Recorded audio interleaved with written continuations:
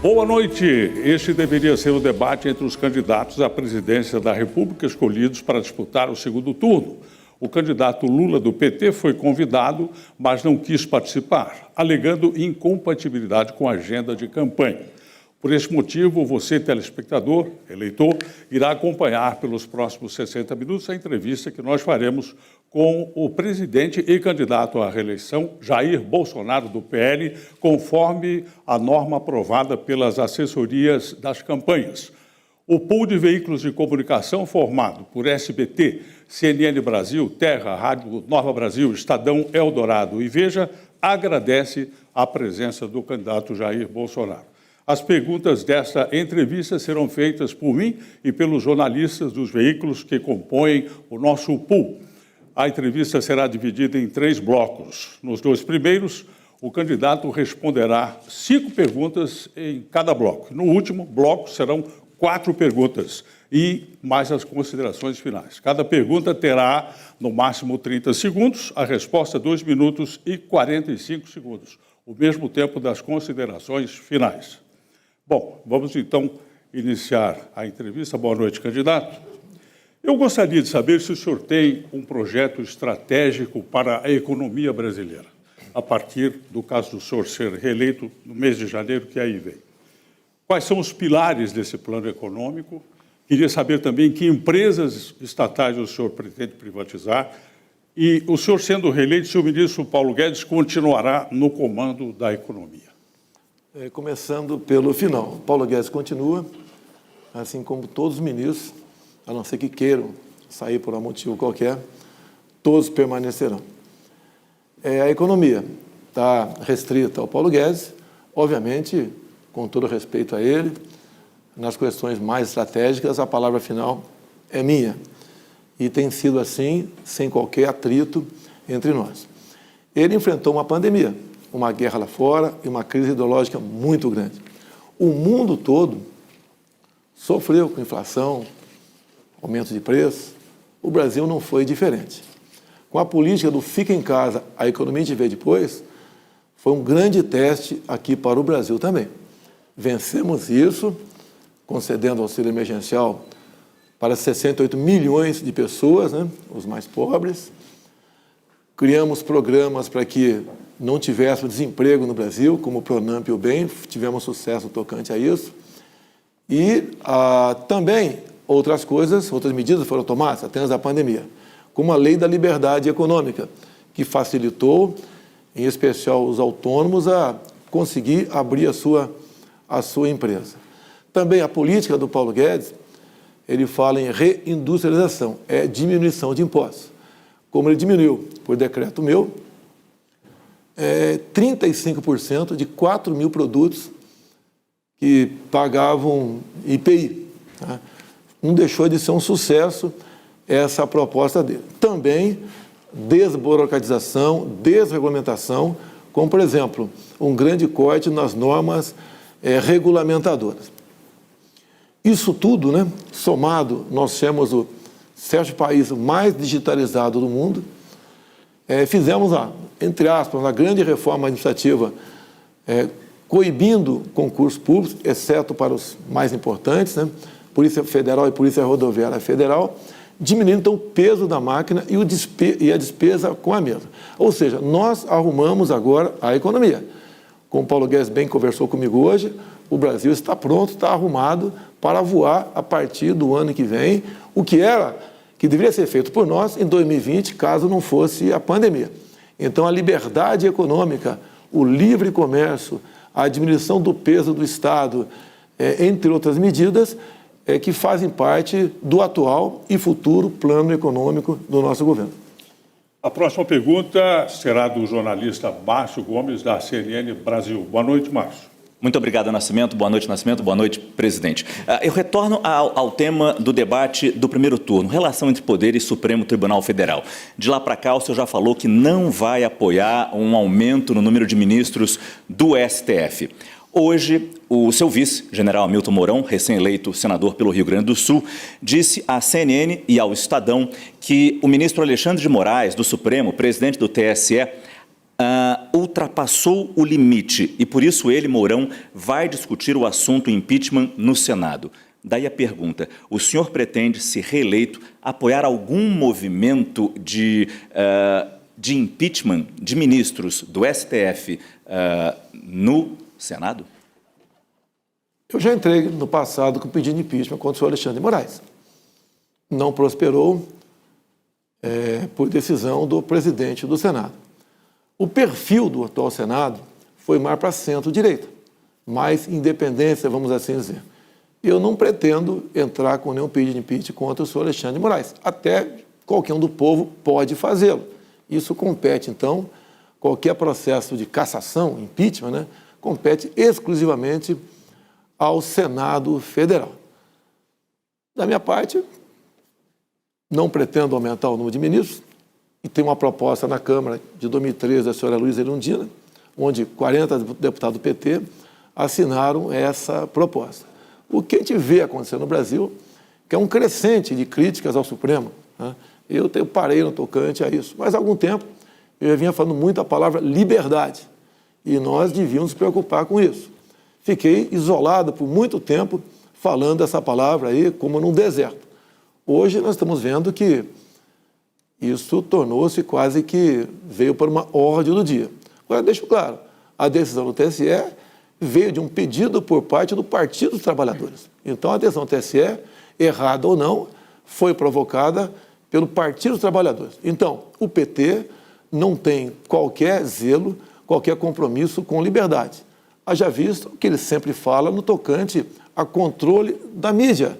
Várias vezes ele diz que vai controlar vocês da mídia e controlar aqui as mídias sociais. Costumo dizer que, pese as críticas que eu recebo da imprensa brasileira, nunca tomei uma medida de força contra qualquer repórter no Brasil. Nunca tentei derrubar a página de quem quer que seja, desmonetizar a página de quem quer que seja, e sempre aceita isso, muitas vezes sofrendo fake news, inverdades e calúnias, mas não busquei atingir o que é a alma da democracia, que é a liberdade, que é a alma de vocês, que é a liberdade de imprensa. Então, que pese o senhor Alexandre de Moraes ter tomado, juntamente com o TSE, medidas restritivas, como se vê agora, tocante à CNN. Ele foi provocado pelo Partido dos Trabalhadores. Eu acho que a preocupação maior, antes até do que o TSE, tem que ser com o senhor Luiz Inácio Lula da Silva, que pretende calar a mídia brasileira. E ele tem reiteradamente falando sobre isso. E termino. A opinião do vice é a dele, ele praticamente agora é senador, e ao Supremo, ao Senado, as decisões que devo tomar com independência que existe entre os três poderes. Jornalista Marcelo Godoy, representando o Estadão e a Rádio Eldorado. Boa noite, com a sua pergunta, por favor. Boa noite, candidato. A série de reportagens Agente Estadão mostrou que a governabilidade sofre pela transferência excessiva do controle de gastos ao Congresso. O senhor nega ter criado o orçamento secreto, mas ele foi gestado dentro do Planalto pelo general Ramos e, em 2019, o senhor enviou ao Congresso o texto que criou esse orçamento. A pergunta é, como criar governabilidade num futuro mandato do senhor sem submeter o orçamento federal a interesses subalternos? Olha, o que houve nessa época é o Congresso querer poder. Perderam poderes comigo porque eu não entreguei ministérios. Entregar ministérios, entenda, entregar parte do orçamento. Também não entreguei estatais, onde se viram, nós vimos os absurdos que aconteceu, por exemplo, na Petrobras, nos Correios, na Caixa Econômica, no Banco do Brasil. Também, além das estatais, bancos oficiais. Não tiveram isso. Buscou, então, o parlamento uma maneira de participar do orçamento. Isso foi discutido, foi com o Ramos, foi com o Paulo Guedes, muita gente. Eu desconheço qualquer proposta tendo iniciativa no executivo no tocante a isso. A decisão veio lá do próprio legislativo. Tanto é que, se houvesse participação do executivo, eu não teria vetado a proposta da criação deste orçamento, que, na verdade, não é secreto. Secreto é o nome dos parlamentares que, junto ao relator do orçamento, é enviado, então, pedido de liberação de recursos para estados e municípios. E hoje, através de decisão lá do parlamento, interna, pessoas cadastradas junto ao município pode requerer recurso para o seu município. Então, o que acontece no momento? Uma pessoa do povo qualquer, cadastrada no município, passa a ser indiretamente responsável pelos recursos, né, que iriam para aquele município para tal obra. Então, com todo respeito, nenhum chefe de executivo que abre mão de poder no tocante a isso. O orçamento, eu queria ter o previsto para esse ano, para o ano que vem, está na casa dos 19 bilhões de reais. Obviamente, o parlamento entende que eles administram o melhor orçamento, até pela pluralidade, 594 parlamentares. Da minha parte, eu gostaria, mas tenho que ceder aí, a adesão do parlamento, porque a adesão final sempre é deles. Eu vetei derrubar o veto, não discute mais esse assunto. Eu gostaria de que esse recurso, mais 19 bilhões, estivesse em minhas mãos. Com toda certeza, se o Tarcísio, com 6 bilhões, fez muita coisa, imagine ele com 3 vezes mais recurso no tocante a isso. Então, isso aí é uma questão que, por vezes, você é obrigado a se curvar para o legislativo. Agora, deixe bem claro, a adesão final de leis não é minha, porque eu vetando qualquer coisa, a última palavra é do parlamento no tocante a manter ou derrubar o veto. Então, orçamento secreto, com todo respeito, não é secreto porque está em DO, e foi criado lá, na gestão do senhor Rodrigo Maia. Agora, a vez da jornalista Joyce Betts, do TECA. Boa noite, Joyce, por favor, a sua pergunta. Boa noite. Candidato, a sua atuação na pauta da equidade racial, infelizmente, foi irrelevante. Houveram muitas polêmicas, muitos ruídos, algumas pautas históricas, como a questão do genocídio da população negra, não tiveram nenhum avanço, e eu destaco a nomeação do Sérgio de Camargo para a presidência da Fundação Palmares, que, apesar de ser um homem negro, não se reconhece como tal, e promoveu um desmonte histórico na instituição. Então, eu gostaria de saber o que existe de efetivo nas suas propostas de governo que possa convencer 54% do eleitorado que é preto e pardo a apostar na sua reeleição. Eu procuro tratar todo mundo igual. A senhora deve estar vendo uma medalha aqui na minha lapela. Tá? Essa medalha eu ganhei do Exército Brasileiro por mérito. Em 1978, um soldado negro, o Celso Negão, sumiu numa lagoa no campo de instrução do Exército Brasileiro.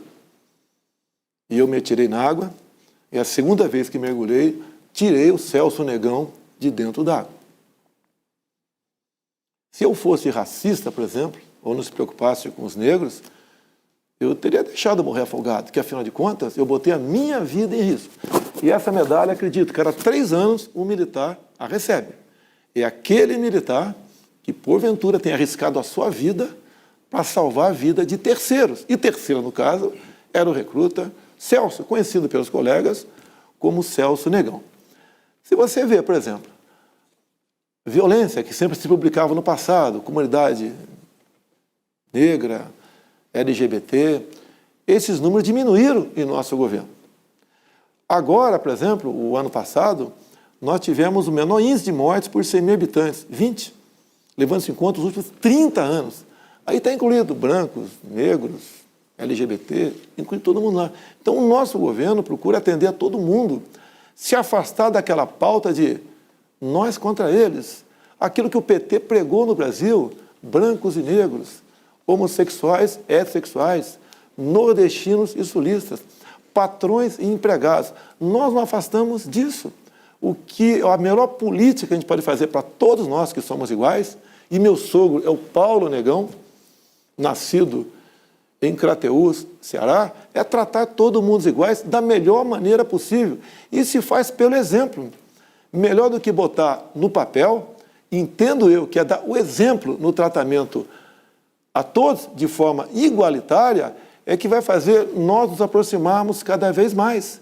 E por muitas vezes o simples exemplo arrasta muito mais do que o poder de uma força de lei.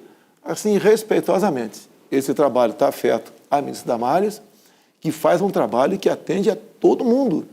E quantas vezes ela fala para mim que cumpre a lei por emendas destinadas a parlamentares às comunidades das mais variadas possíveis. Entendo, então, que nós, um coração aí voltado a Deus, e tratamos todo mundo de forma igualitária no Brasil. Quem encerra agora este bloco é a jornalista da revista Veja, Clarissa Oliveira. Boa noite. A sua pergunta, por favor. Boa noite, presidente. Boa noite, Nascimento. Boa noite a todos que estão aqui acompanhando a gente. Presidente, o seu governo concedeu nos últimos anos uma correção da inflação no salário mínimo, mas sem aumento real.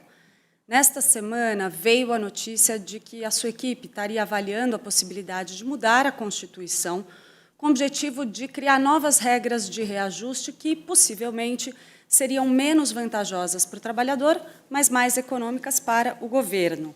O senhor negou, disse que é fake news e prometeu dar um aumento real para o salário mínimo no ano que vem.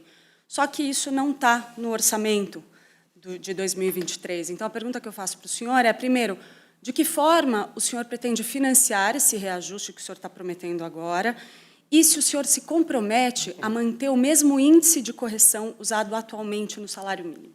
Presidente. Primeiramente, a senhora falou em mexer na Constituição. Para mexer na Constituição, tem que ter um quadro qualificado.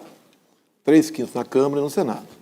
Eu duvido que um só parlamentar votasse favorável a essa proposta de desindexação. Então, por si só, é um fake news que salta aos olhos de qualquer um. É inadmissível se falar isso.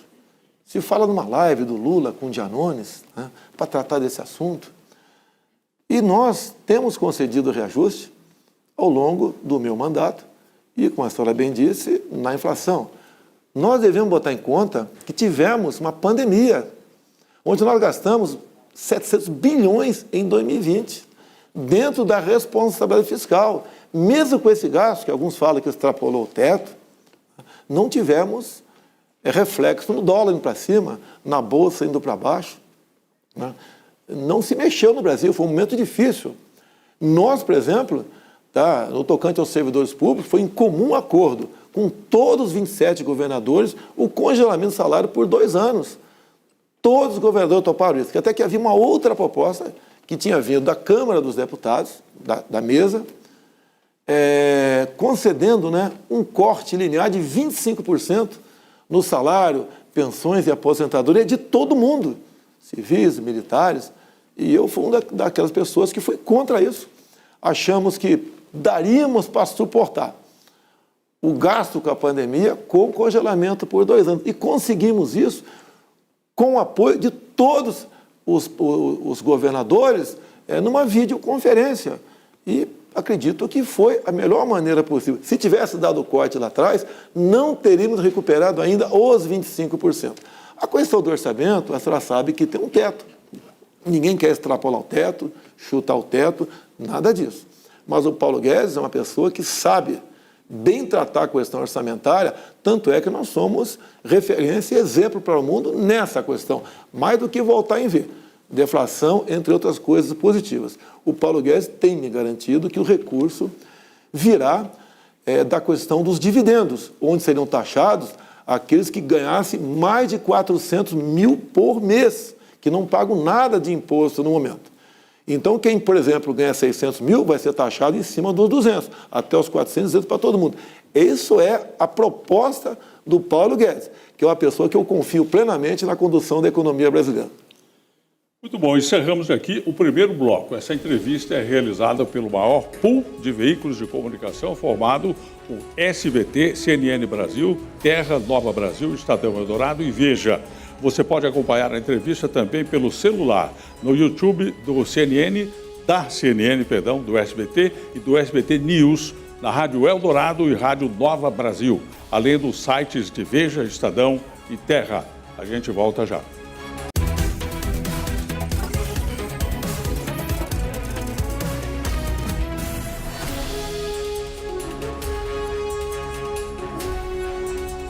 Estamos de volta para a entrevista com o presidente e candidato à reeleição Jair Bolsonaro, do PL. O candidato Lula, do PT, foi convidado para debater com Jair Bolsonaro, mas não quis participar. Essa entrevista é promovida pelo maior pool de veículos de comunicação, que reúne SBT, CNN Brasil, Terra, Rádio Nova Brasil, Estadão Eldorado e Veja. Você pode acompanhar essa entrevista também pelo celular no YouTube da CNN, do SBT News, da Rádio Eldorado e Rádio Nova Brasil, além dos sites de Veja, Estadão e Terra. Começamos este bloco com o jornalista Marcelo Torres, do SBT. Boa noite, Marcelo, a sua pergunta. Boa noite, Nascimento. Boa noite, candidato. Boa noite para todo mundo que está em casa também. Candidato, o senhor promete continuar pagando o Auxílio Brasil de R$ 600 caso o senhor seja reeleito, mas, por enquanto, não tem dinheiro para isso no orçamento. A lei que foi aprovada, ela prevê o pagamento de R$ 600 só até dezembro. O senhor já falou em entrevistas em usar possivelmente dinheiro de privatizações para fechar essa conta, mas privatizações levam tempo.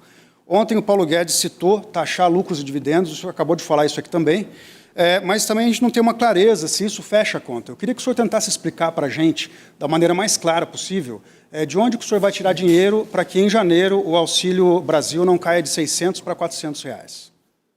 Primeiramente, o Bolsa Família, até o ano passado, começava com R$ 42, uma quantia bastante irrisória. Até o ex-presidente Lula, no debate, falou que a economia estava muito bem no tempo dele. Mas eu retruquei e falei, por que não pagou mais para o Bolsa Família? Nós, no ano passado, com a política do fica em casa, economia de ver depois, inflação, etc., nós vimos que tínhamos que aumentar o valor do Bolsa Família. E acabamos, então, criando o Auxílio Brasil. Para criar o Auxílio Brasil, nós tivemos que alongar o pagamento dos precatórios para quem tinha mais de 600 mil para receber. Ou seja, os mais humildes não foram prejudicados na questão dos precatórios. Deixo claro que toda a bancada do PT na Câmara foi contra a criação do Auxílio Brasil com R$ 400. Conseguimos aprová-lo com a participação de outros partidos.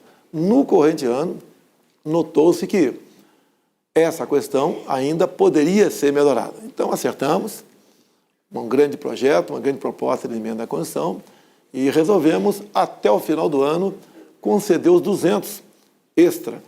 Tá? E, obviamente, busquei a equipe econômica, confio no Paulo Guedes, eu carinhosamente o chamo de posto Ipiranga, e ele tem achado alternativa para tudo aquilo que ele promete. E ele falou, como você disse aí, eu até antecipei na resposta anterior, via taxação de dividendos, seria o suficiente para você manter esse pagamento de mais 200, perfazendo R$ 600 para o Auxílio Brasil. Hoje em dia, 21 milhões de pessoas recebem o Auxílio Brasil. Isso dá aproximadamente 12 bilhões por mês. Mas é um recurso que se aproxima um pouco de um projeto chamado Renda Mínima lá atrás, de um parlamentar até de esquerda. Não foi inspirado nele, mas fizemos isso. A economia tem arrecadado recursos com isso. Entendo eu que tudo melhorou nos municípios, em especial com essa renda extra que foi injetada no município.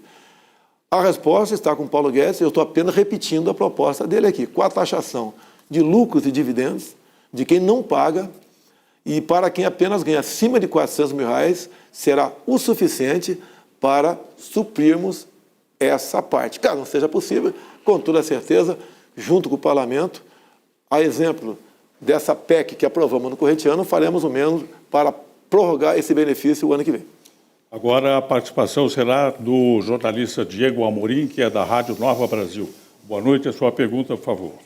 Boa noite, presidente. Na campanha de 2018, o senhor disse exatamente o seguinte: pretendo fazer uma excelente reforma política para acabar com o Instituto da Reeleição. No caso, começa comigo se eu for eleito. Eleito, o senhor logo começou a falar na possibilidade de reeleição.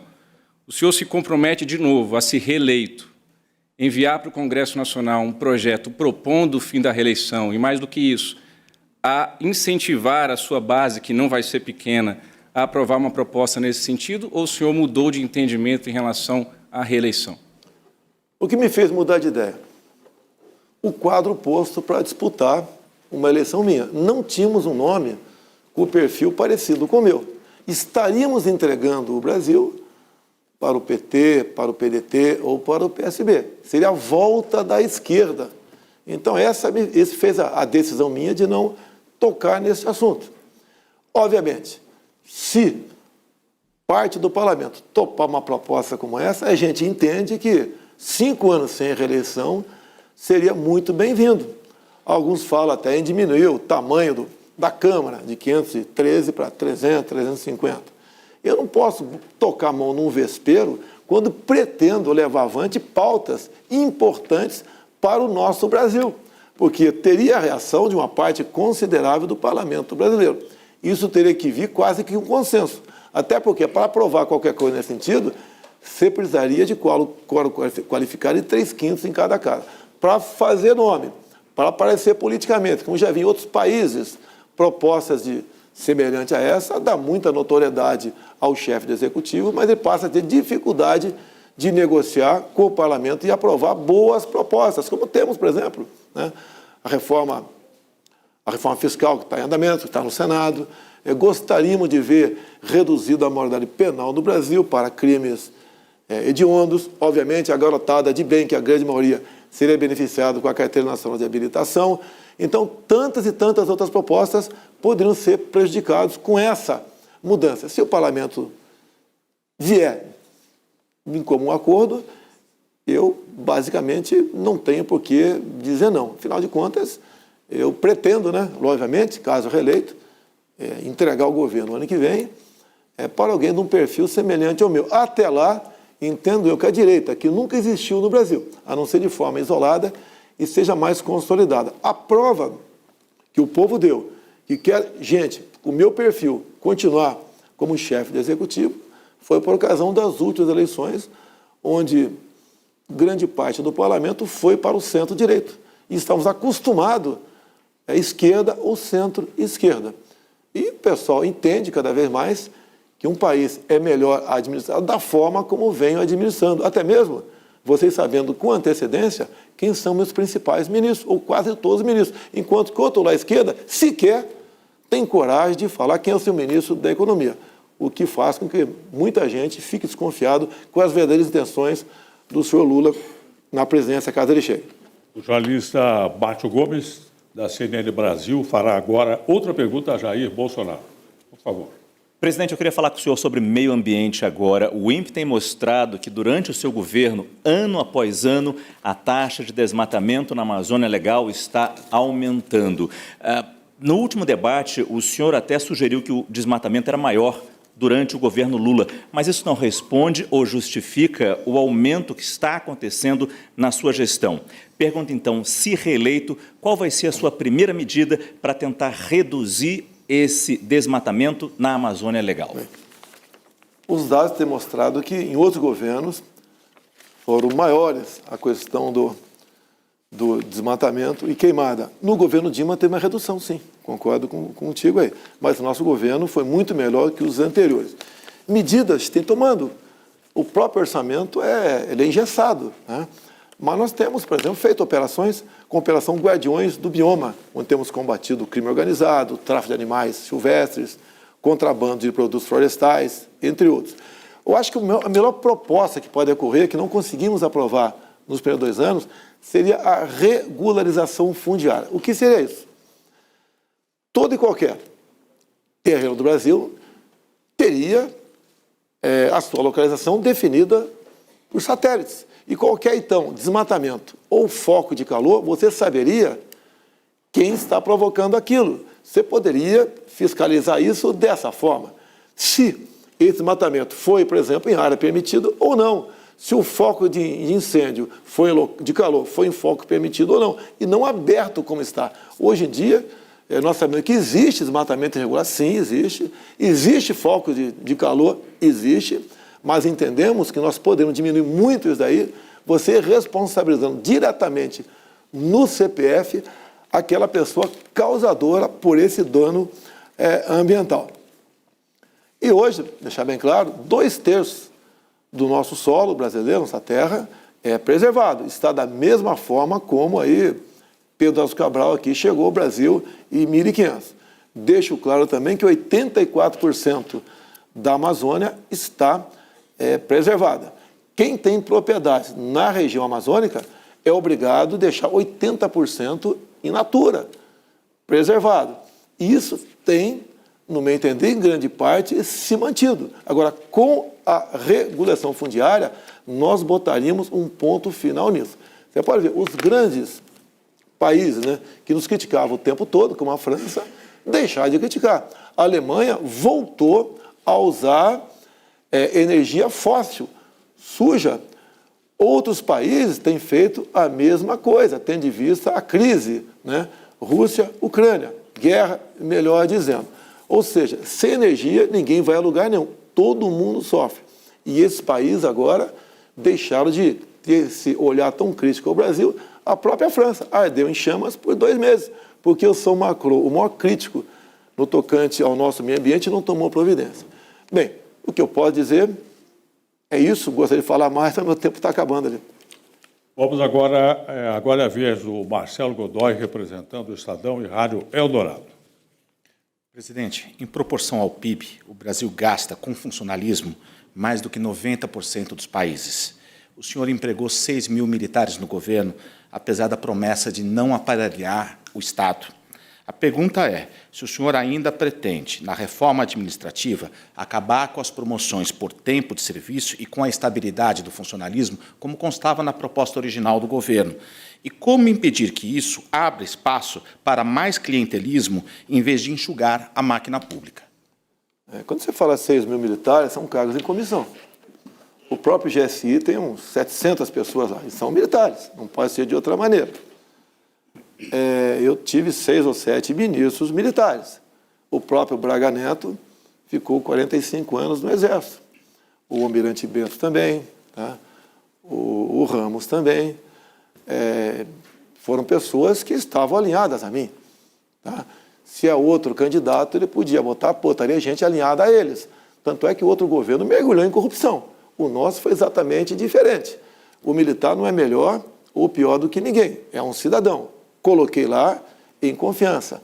Por ocasião da transição, nós eliminamos mais de 30 mil cargos em comissão. E isso daí realmente tem um peso, mais do que simbólico. Demos o exemplo cortando na própria carne. Nós só abrimos concurso para o essencial. Polícia Federal e Polícia Rodoviária Federal. Os aposentados, ao longo desse tempo todo, está na casa dos 100 mil. Não fizemos a reposição. Alguns poucos devemos fazer para não prejudicar o serviço público. Eu peguei essa máquina inchada. A própria TV minha, a EBC, tá, tinha mais de 1.200 pessoas lá. Passou para 400, quase tudo por aposentadoria. Nós fizemos o possível. Não pretendo mexer no tocante à estabilidade do servidor público. Afinal de contas, isso é um direito garantido para eles, previsto na própria Constituição. Então, não mexeremos. No tocante à possível estabilidade, poderia discutir para os futuros servidores públicos, para os atuais, não. Quando você fala em gasto público, entra estatais nessa jogada. Nós tínhamos prejuízo ou lucro muito pequeno das estatais. No momento, o lucro foi lá para cima. Está chegando a casa dos 180 bilhões de reais no ano passado. Isso é um exemplo, nós tratamos bem a máquina pública. Se você pegar a Itaipu Binacional, por exemplo, só era conhecida até há pouco tempo como uma empresa geradora de energia. Hoje em dia, o que ela faz? Terminou a segunda ponte com o Paraguai. Começou a terceira ponte lá em Porto Murtinho. Terminou a extensão de 600 metros no aeroporto de Foz do Iguaçu. As pontes, a ligação bioceânica, mais curto o espaço, né, para a gente levar nossos produtos para o exterior de forma mais competitiva. Aviões pousando de qualquer peso agora em Foz do Iguaçu. Assim foram todos estatais. Os Correios estão distribuindo dividendos. No passado, era prejuízo. Então, como um todo, nós trabalhamos bem, entendo dessa maneira, tendo em vista o quadro que nós pegamos. Quem encerra este bloco de perguntas agora é a jornalista Tatiana Fará, do Terra. Boa noite, Tatiana. Sua pergunta, por favor. Boa noite, presidente. A minha pergunta é sobre promessas. O senhor, algumas das suas promessas, acabamos de ver aqui, inclusive a do Auxílio Brasil, não estão contempladas no orçamento. No que diz respeito ao salário mínimo, que o senhor também mencionou, o senhor não esclarece se vai ser indexado, vou continuar indexado à inflação, ou se vai ser indexada a meta de inflação, como propõe o Ministério da Economia. Afinal, presidente, Em quem que o seu eleitor deve confiar? No que o senhor diz, no que diz o seu ministro ou no que diz o orçamento?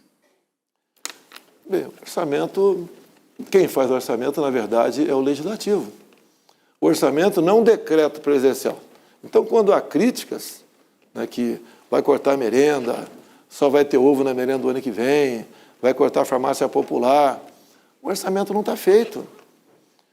Se inclui sempre outra despesa obrigatória do orçamento. Até o tal do RP9, conhecido como orçamento secreto, se botou lá dentro. Aquilo não estava previsto estar lá dentro. Quando você bota obrigatoriamente mais 19 bilhões, vai ter que sair de outro lugar. Então, essa bola está com o parlamento para decidir isso aí. É inadmissível você não deixar os aposentados receberem o reajuste, no mínimo, igual à inflação. Não se pode continuar não dando reajuste aos servidores da mesma maneira. O salário mínimo também. Então, a gente tem certeza que o parlamento vai buscar alternativas.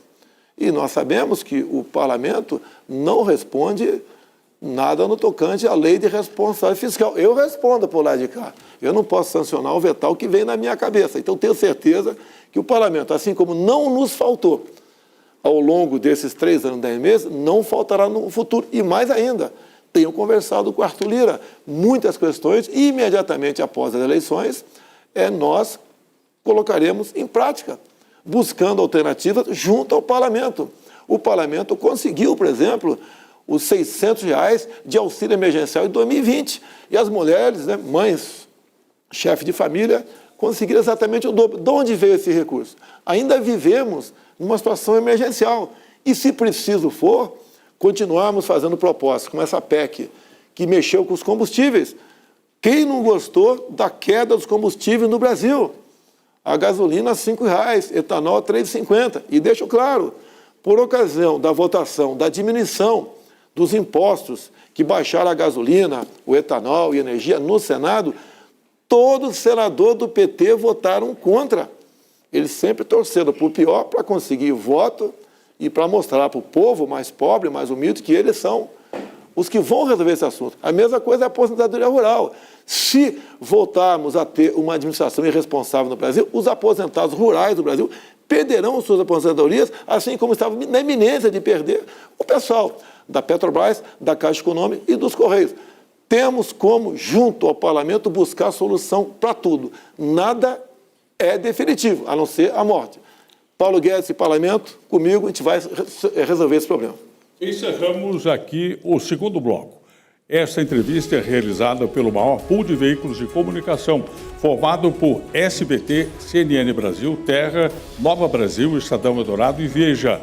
A gente volta logo após o intervalo.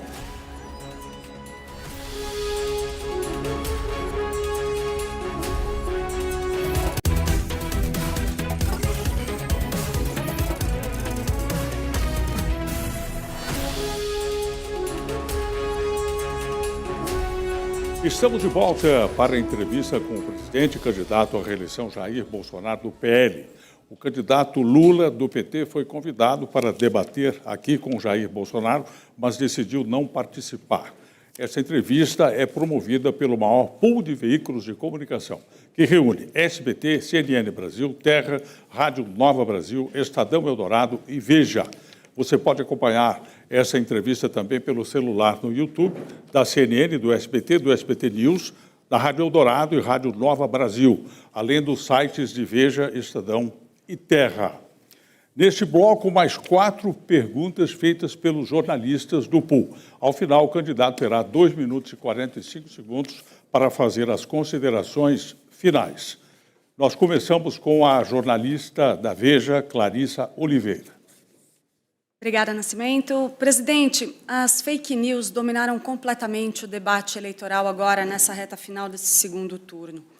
O senhor foi acusado, mais de uma vez, de disseminar fake news, mas o senhor também acusou o seu adversário de disseminar fake news. O senhor falou nisso agora há pouquinho, citando um exemplo. E a Justiça Eleitoral endureceu bastante as regras agora nos últimos dias e previu, inclusive, algumas punições polêmicas. O senhor tem sido um crítico forte da Justiça Eleitoral, principalmente em questões como a disseminação de notícias falsas. Eu gostaria de saber qual que é a sua posição e qual seria, num eventual segundo mandato, a respeito da possibilidade de se criar uma lei que pune quem dissemina fake news, principalmente autoridades e ocupantes de cargos públicos. Primeiro, da minha parte, zero criação de lei nesse sentido. No começo do ano, a Câmara tentou a urgência de um projeto para criminalizar fake news. Eu fiz a minha parte, coisa que não costumo fazer, conversei com parlamentares e por 9 votos a urgência não foi conseguida. Então, hoje em dia, qualquer punição por fake news não tem amparo legal. Não está prevista em lei. Agora, eu gostaria que apresentassem quais são as minhas fake news. Olha, essa matéria foi o presidente que fez, está no Twitter, no Facebook do presidente e é mentira. Me apresente. O PT, ele tem, o Lula, uma simpatia muito grande por parte do ministro Supremo, isso não é novidade para ninguém. Para eu, vamos assim dizer, criticar o PT, se eu fizer fake news, eu estou falando que o Lula é honesto. Eu estou falando que ele defende a vida desde o início da sua concepção, que ele não quer legalizar as drogas. Ou seja, você não tem que fazer fake news contra o PT. Você tem que mostrar a verdade. E os números têm mostrado, realmente, a péssima administração do PT durante 14 anos. Olha a corrupção nas estatais. Olha os fundos de pensão. Como tenho dito, né, funcionários da Caixa, do Banco do Brasil, dos Correios, têm desconto até 2030 para que eles possam se aposentar no futuro. E os inativos, os aposentados, pagam também, no mínimo 10% do que recebe no contra-cheque para continuar recebendo a sua pensão, como se fosse um redutor de pensão. A corrupção no Brasil, nós já sabemos, a fotografia, a Lava Jato tem mostrado aí, os delatores devolveram mais de 6 bilhões de reais, as empresas, por acordo de leniência, devolveram mais de 15 bilhões, nós demos para os Estados Unidos, para a Bolsa de Valores, aproximadamente $1 bilhão, tendo visto influência, descaso, roubalheira, interferência no preço lá atrás. Ou seja, não tem que inventar fake news. Quem seria o censor da fake news? Meu Deus do céu. Eu acho que vai dizer se a Veja continua ou não de pé é a qualidade da matéria de vocês. Se vocês, por exemplo, começam a publicar certas coisas que não são verdadeiras, a própria população deixa a Veja de lado. E eu entendo que o melhor controle da mídia é deixar a mídia livre. E a população, hoje em dia, com as informações que tem, com a liberdade das mídias sociais, é que faça esse controle de vocês, não assinando e não comprando esse tipo de produto. Vamos para a pergunta do jornalista do SBT, Marcelo Torres. Presidente, houve um atraso muito grande na educação das crianças por causa da pandemia, principalmente as crianças mais jovens e mais pobres. Há um consenso na sociedade de que agora é hora de recuperar o tempo perdido. No orçamento da educação do ano que vem, tem cortes importantes aí. Por exemplo, um corte de 97% para a construção de creches. Sobrou R$2,5 milhões que dá para fazer 5 creches. Eu queria que o senhor falasse para a gente se mesmo com esses cortes é possível fazer um avanço na educação, num possível segundo mandato do senhor, e qual seria a sua proposta para acelerar o aprendizado das crianças, já que, como eu disse, houve esse atraso durante a pandemia. Primeiro, temos centenas de creches que foram começadas e não foram concluídas, obras inacabadas. A primeira coisa é por aí. O que nós fizemos? Criamos a Secretaria de Alfabetização. Criamos o programa Tempo de Aprender. Hoje, mais de 5 municípios aderiram a esse programa. Mais de 200 mil professores já foram capacitados. Mais de 500 profissionais já estão matriculados na formação continuada em práticas de alfabetização. No passado, levava-se 6 meses para alfabetizar uma criança. No meu governo, está levando, no passado, 3 anos para alfabetizar uma criança. No meu governo, está levando 6 meses. Nós também temos um programa já em execução, conhecido como Recuperação de Aprendizado, sendo premiado, inclusive, pelo Banco Mundial como um dos melhores programas do mundo. 6 milhões de crianças já estão submetidas a esse programa. Mais de 2.500 municípios aderiram também. Nós investimos mais de 4 bilhões de reais, desde o início do nosso governo, para levar a internet para as escolas. Então, o que acontece? Nós entendemos que temos que investir, diferentemente do PT, que investiu lá em cima, em nível superior, fazendo faculdades, endividando a garotada, Tanto é que nós tivemos que fazer um programa para anistiar 99% desses jovens que se formaram e não tinham como pagar aquilo que haviam contraído em forma de empréstimo para se formar. Nós estamos investindo no contrário, na educação de base. O maior reajuste da história do Brasil para o ensino básico foi concedido pelo nosso governo. Esses 2 anos em casa, realmente, as consequências são danosas. Mas a única vantagem, entre aspas, né, se é que eu poderia falar isso, se é que eu poderia falar ironia numa situação como essa, foi que o PT nos legou uma educação de péssima qualidade com o programa Paulo Freire.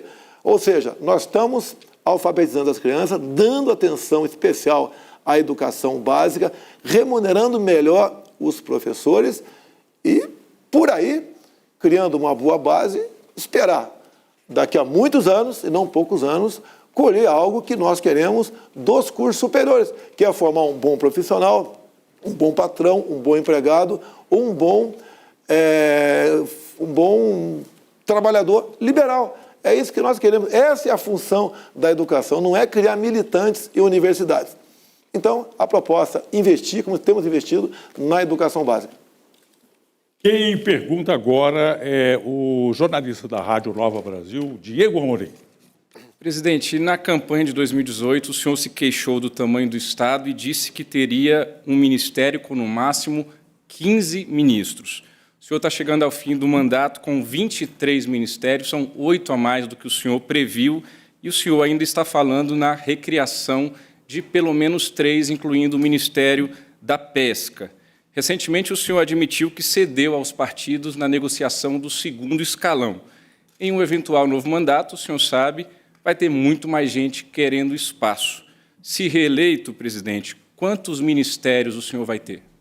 Querer espaço, quase todo mundo quer.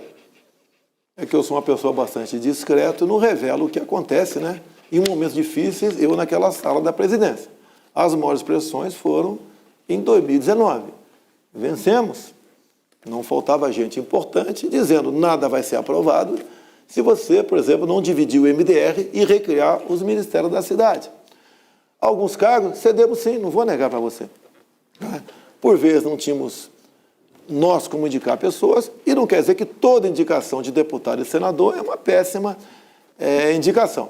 Quando você fala em 23 ministérios, eu criei um no meu governo, que é o das comunicações. Foi o ministério que bem negociou a questão do 5G no Brasil.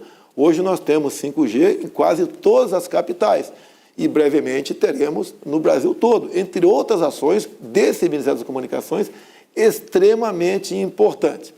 Possível criação de ministério. Estamos com 23. É bem menor do que 39 que tínhamos um tempo atrás. A possibilidade de criar mais 3 existe? Sim, existe. Não vou negar para você. Um seria o da indústria, comércio e serviços. A pesca é uma coisa fantástica. O Jorge Seife, até há pouco aí, o nosso secretário da pesca, por exemplo, ele fez o pescador se sentir prestigiado pelo Brasil. Nós temos uma costa de 8.000 e poucos quilômetros.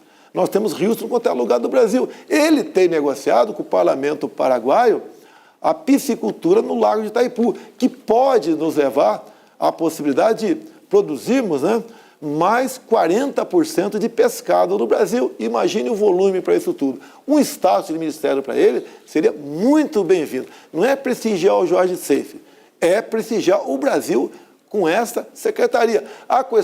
Com esse ministério, a questão do possível esporte, existe a possibilidade. Seria o atual Marcelo, que está como secretário especial de esporte. Foi aquele que fez ressurgir o GEBS 17 anos depois, que conduziu agora uma competição internacional, GEBS, na França, onde fomos vice-campeões. Esse tipo de tratamento da juventude com o esporte, você afasta a molecada das drogas.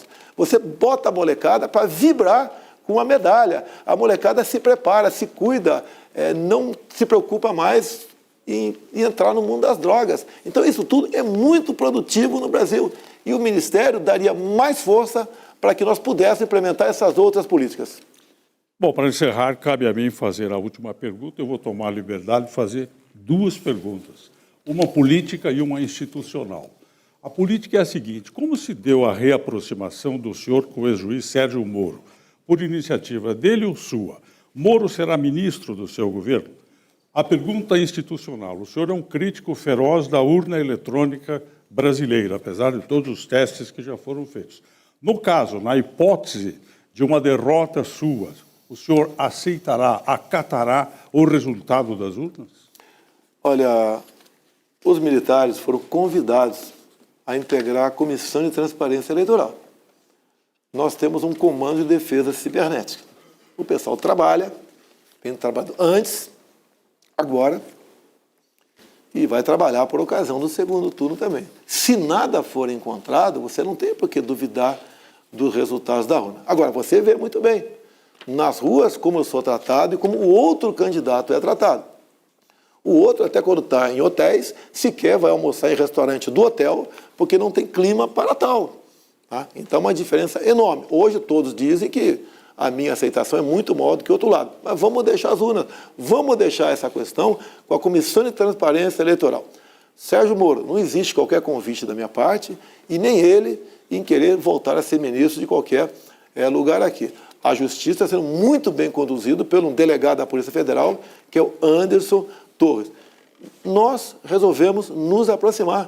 Um colega meu fez contato, vamos conversar com o Moro, foi feito um contato com o Moro, houve uma ligação, e nós resolvemos fazer o quê? Para o bem do Brasil, qualquer equívoco ou rusgas do passado, vamos deixar de lado, porque muito mais importante do que até eu, presidente da República, e o Moro, senador da República, é o destino do nosso Brasil. Ele bem conhece o que aconteceu ao longo desses 14 anos de PT. Foi o homem, realmente, que conduziu inquéritos, mostrou para o Brasil e para o mundo quão entranhado estava a corrupção no Brasil. Nós não queremos a volta disso. O Moro também, assim como eu, não quer a volta da censura no Brasil, não quer perseguições no Brasil. E nós vemos que as decisões do TSE, que pese decisões, no meu entender, completamente, no mínimo, equivocadas. O TSE tem sido provocado pelo PT. E o próprio Moro, com toda a certeza o Delanhol também, entre o próprio ex-ministro Marco Aurélio do STF, esse último diz, inclusive, que jamais votaria em alguém condenado em 3 instâncias por unanimidade. Ele continua sendo uma pessoa criminosa. Não é porque os processos foram anulados e voltaram para a primeira instância que ele passou a ser uma pessoa inocentada. Afinal de contas, né, só acredita em Bonner dizendo que ele não deve nada à justiça quem foi muito anjo nesse país. Então, a reaproximação com o Moro foi por uma coisa maior, o destino do nosso Brasil. Ele entende que se o Lula voltar, vai ser uma desgraça para todo o Brasil, para todo mundo, para aposentado, para pensionista, para a nossa economia, para o pessoal que recebe auxílio Brasil, etc. Então, por isso, nos aproximamos e estamos nos dando muito bem. E o senhor vai respeitar o resultado das urnas, então? Em a Comissão de Transparência, né, onde se integra as Forças Armadas. Nada de anormal apresentar, não tem por que você duvidar do resultado das eleições. Muito bem. Encerradas, então, as perguntas, vamos agora às considerações finais. Candidato Jair Bolsonaro, o senhor terá 2 minutos e 45 segundos, por favor. Primeiro, queria anunciar a todos que amanhã, às 17 horas, teremos uma super live. Pode ter certeza, bateremos o recorde mundial de participação. Presentes, obviamente, o presidente da República, o nosso Neymar, Sérgio Moro, governador Zema, Tarcísio, candidato a São Paulo, líderes religiosos, Silas Malafaia, entre tantas e tantas outras pessoas. Eu participarei da primeira hora da live. Ela durará 22 horas. Participe, pelo menos no começo, é muito importante. Vamos ouvir o Neymar, personalidades do Brasil todo. No mais, o que está em jogo no próximo dia 30? Não é escolher um presidente. A forma de governar, você já sabe. Outro lado, um desastre. Corrupção, descaso, etc. Do nosso lado, rigor fiscal. Tanto é que somos um exemplo para o mundo. Estamos no 3º mês com deflação. Quem podia esperar isso? Combustíveis lá embaixo, sem canetada. Isso com votações, né, com o parlamento brasileiro. O maior auxílio, o maior projeto social da história do Brasil. Nós concedemos agora um auxílio aos mais pobres, que nós tratamos com dignidade os mais pobres, né? De R$ 600 no mínimo. Com R$ 600, uma dona de casa pode, sim, buscar no supermercado algo que ajude muito a sua família a vencer aquele mês. Essa é uma diferença enorme entre nós. Também as questões de costumes. A família é sagrada para nós. O outro lado, o tempo todo atacando os valores familiares. Se você tem dúvida nisso, dá um Google aí. PNDH3. Veja a barbaridade contra a família brasileira. Entre outras ações do PNDH3, a desconstrução da heteronormatividade. Nós também não aceitamos a legalização das drogas, como Lula já falou que quer, o PT quer a legalização das drogas. Só quem tem um filho no mundo das drogas sabe o sofrimento que é uma mãe ou um pai com um filho nessa situação. A questão da ideologia de gênero. Não podemos ensinar coisas erradas para nossas crianças em sala de aula. A sala de aula instrui quem dá educação, o pai e a mãe. Eu tenho certeza que você, mãe, que tem uma filha de 6, 7, 8 anos, não quer que ela vá no banheiro, no intervalo da sala de aula, e encontre um marmanjão de 10, 15, 14 anos lá dentro. Você não quer isso. Sua filha, o seu filho é o seu patrimônio. Nós respeitamos a família, primamos pela liberdade e, em especial, pela liberdade religiosa. Muito bom. O pool formado por SBT, CNN Brasil, Terra, Rádio Nova Brasil, Estadão Eldorado, Revista Veja, agradece a participação do candidato Jair Bolsonaro. Tenham todos uma boa noite.